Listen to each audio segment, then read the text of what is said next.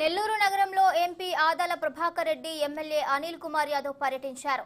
16వ division children's park road గుర్రాలమడుగు సంఘం వద్ద కృష్ణపట్నంకు water తరలింపు కాలువకు ఇరువైపులా నిర్మించిన గోడలను వారు ప్రారంభించారు. సర్వేపల్లి కెనాల్ నుంచి చీలిక కాలువ పనులు 4 కోట్ల రూపాయలతో చేపట్టడం జరిగిందని అనిల్ కుమార్ యాదవ్ తెలిపారు. ఇక ఈ కాలువ పనులు 46 రోజుల్లోనే పూర్తి చేయడం జరిగిందని, రాబోయే రోజుల్లో నగరంలోని వివిధ ప్రాంతాల నుండి వస్తున్న మురికి నీరు ఈ కాలువలో కలవకుండా జాగ్రత్తలు తీసుకున్నామన్నారు.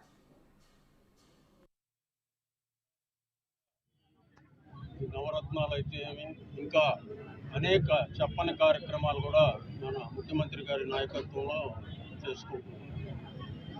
గతంలో తెలుగుదేశం వాళ్ళు ఒక దుష్ప్రచారం మొదలుపెట్టారు. పొట్టి సంక్షేమమే చేస్తున్నారు, అభివృద్ధి చేయడం లేదు.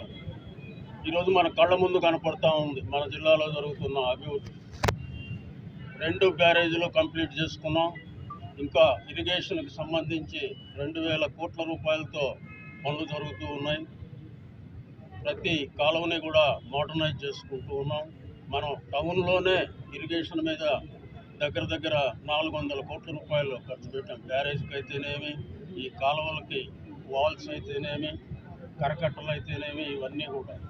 తర్వాత ఏదైతే ఆ కాలువని రివిట్మెంట్ చేసే కార్యక్రమం నెల్లూరు నగర నియోజకవర్గం వరకు ఏదైతే 150 మీటర్లు ఉందో దాదాపు సిల్ట్ పేరుకోపోయి కొన్ని ఎంక్రోచ్మెంట్స్తో వాటర్ కూడా ఆ ప్రాంతంలో దాదాపు సరిగ్గా పోక, లెవెల్స్ సరిపోక ఇబ్బంది పడతా ఉన్నారు.